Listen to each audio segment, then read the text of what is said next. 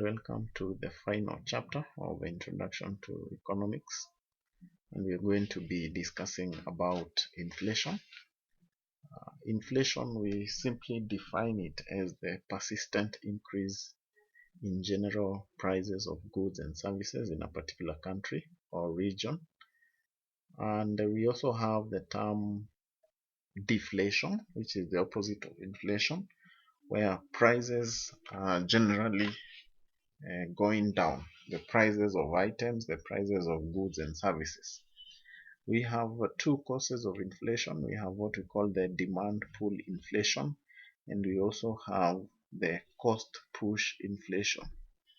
The demand pull inflation, as the name suggests, it is inflation that is caused by the demand of items and goods, that when more people demand an item, then inflation occurs. And that is what is indicated here, that it occurs when there is excessive demand for goods and services in a particular economy, and that will definitely cause the rise in prices of goods. We have few factors that cause demand pull inflation. For example, we have what we call government expenditure.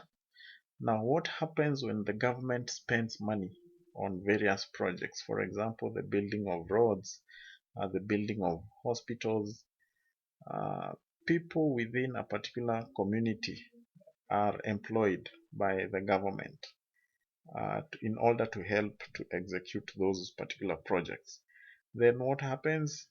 Mostly you are going to find that these payments are being done on daily basis or weekly basis. So what is the government doing?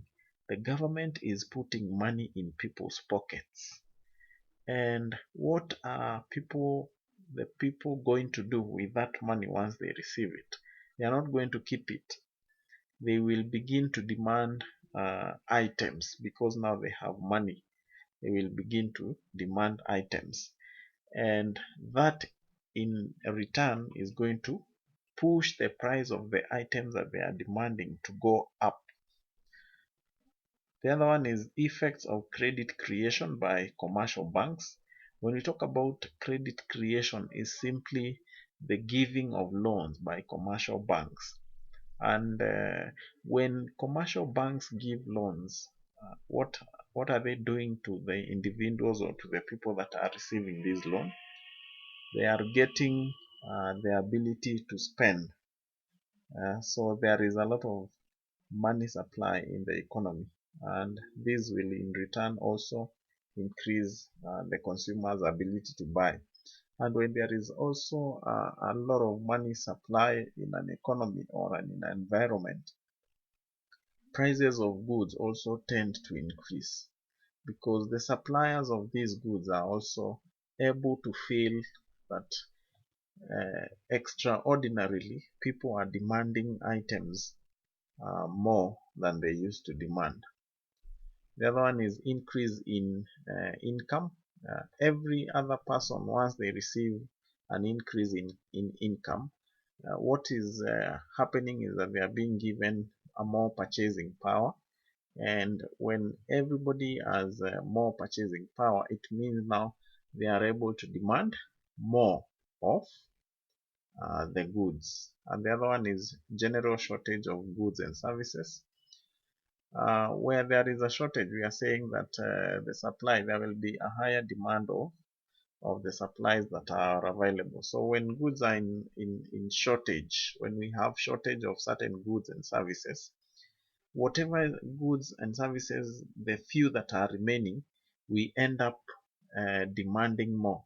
And because of that demand, the prices of goods are going to shoot. For example, in countries that use the public service, maybe during the peak hours, like in the morning, where very many people are traveling to their workplaces, you realize that these buses may be unavailable.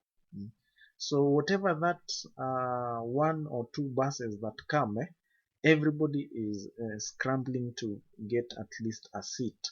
So now the people that are in that bus, those that collect the, the fare, what what they do is that they are going to increase the prices, because they know that you as the client do not have any other option. So that is what happens in relation to the shortages of goods. When those that have those goods realize that now everybody is coming to me to buy, they will increase the goods because they know that you do not have any other option. And finally, or last but not least, is decrease in taxation in personal incomes. When the government reduces income tax, there is money available for individuals to spend. So if, for example, you are being taxed $200, or you are being taxed $20 in your income, and the government says now we are going to tax you less, we are going, for the one that we are taxing $20, we are going to tax 10. For the one that we have been taxing $200, we are going to be taxing $150. What that happens is that whatever income that you used to receive, you will receive an extra coin. So you still get to have what we call the purchasing power. You have an extra coin that you did not have because that amount was going to tax. So that means what? Demand also is going to increase, and that automatically will also push the prices of goods upwards. Then from the demand pull inflation, now we have another cause of inflation that we call the cost push inflation. And we are saying it occurs when there is increase in total production cost of goods and services, leading to an increase in the prices of commodities. So cost push, in short, we are saying the cost of manufacturing items pushes prices to go up. Yeah, and we are looking at different factors that contribute to cost push inflation. Number one is increase in taxes. Yeah, so when the government decides to increase the taxes on various goods, like for example the value added tax, which is tax on items that we consume every day, what is going to happen? The providers of those goods cannot just sit pretty and tax has increased for the goods that they are selling. Automatically, that cost that they have incurred in terms of increase in tax, they will pass it to the consumers of those particular goods. And then we also have a rise in wages and salaries. An increase in wages and salaries increases the labor cost. So over and over again, you will hear the government announcing that they are doing an increment to all the employees. So what is that going to do? It is going to cause an increase or inflation or prices to rise. And that's why we are saying once wages increase, the cost of labor as a factor of production increase, the increased cost is reflected in the increased prices. So you cannot tell employers to increase salaries and they fail to look for means and ways to recover whatever they have added as excuse me, as salaries. The other one is increase in profit margin. A desire by management to raise profit margins can lead to increase in prices, especially when there are no price controls. Some companies, of course, want to make huge margins of profits. So what do they end up doing? They end up charging more goods or more amount of money for the prices, so that they can be able to make the profit that they intend. Then we have increase in cost of inputs. Yeah, so what happens when raw materials of items increase? It means that the companies are spending more to acquire those raw materials, and they will automatically pass that cost to the customers. And the other one is the reduction in subsidies. Subsidies is when the government commits some amount of money in order to be able to reduce the cost of an item. Yeah, you will hear countries, if they want maybe the cost of fuel to come down, what they are going to do, they will pay the oil marketers some amount. Yeah. So if the government reaches a point and does away with those subsidies, what is going to happen? The prices automatically are going to shoot. We have the effects of inflation. We can also look at these. We have the negative effects. What happens when prices increase? Number one, reduced savings. So you are not able to save because now a bigger chunk of money is going into buying items in terms of the increased cost. The other one is a reduction in profits. So profits also are going to reduce. Company profits are going to reduce because the company is also spending more. For example, when they they try to acquire the raw materials. The other one is wastage of time. What regular customers will tend to do, if you pop into a shop and you are looking for an item and you are told this item is $10, and you will say, oh no, that is not the price that I used to buy. So you get to another shop, you get to another shop, you get to another shop. As you're trying to compare the prices, you end up losing a lot of time that you would invest in activities that can be more productive. The other one is decline in standards of living, and we also have increase in wages and salaries in farms.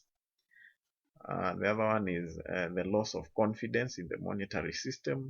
You will over and over again hear that people complain that there is no money in circulation, and so on and so forth. And finally, the economy in terms of growth will not be also doing very, very well. Then the positive effects, motivation to work. Of course, now everybody wants to push so that they can be able to benefit, or they can be able to uh, fight the inflation. So everybody is committed to look at something extra they can be able to do. The other one is benefit to sellers. They benefit in that they buy goods, commodities when they are low and sell them later when prices are higher, and thereby making profits. The other one is employment. Increase in price levels more than the wages increase will create more profit to businesses, thereby encouraging in investments and employment. So when we have inflation taking place, we have companies also want to take advantage of that and maximize in terms of making more sales. So some, even around inflation, you will see companies also expanding in terms of space, because either way, whether there is inflation or not, individuals still are willing to pay because, like we have said, they do not have any other option. You still have to, even if you don't consume a particular brand of something that you use in your house, you will still have to pay for a different brand of the same product. And finally is economic growth. When there is more employment, taxes collected increase, as well as leading to the growth of the economy. So we have the negative aspects, we have the positive aspects. Some of them will appear on either side. So it depends on what perspective are you identifying or looking at inflation. Ways of controlling inflation, we have two institutions that can be able to control inflation. We have the government and we have the central bank. And for the central bank, they use, for them to control inflation, they use something that is called monetary policies. And for the government, they use what they call, or what is called, fiscal policies. Monetary policies, these are the policies that are adopted by the central bank. For example, a moral persuasion is a request by the central bank to banks to reduce lending. We have seen the effects of too much lending, what we said, credit creation. It ends up having a lot of money in circulation in the name of people have loans, and therefore they end up trying to spend more because they have loans. The other method that central bank can use is what we call selective credit control. It refers to the restrictive measures by commercial banks of lending to a particular sector of the economy as instructed by the Central Bank of Kenya. So selective credit control means central bank, being what we said is the overall regulator of all the commercial banks, can give instructions to the commercial banks that they should not lend to particular sectors of particular players in the industry. Maybe there is like they must have realized that there is a lot of circulation around the agricultural sector and the farmers due to credit creation. Remember, the central bank has the ability to watch and see what the commercial banks are doing. The other one is the reserve ratio. What else is the central bank going to do?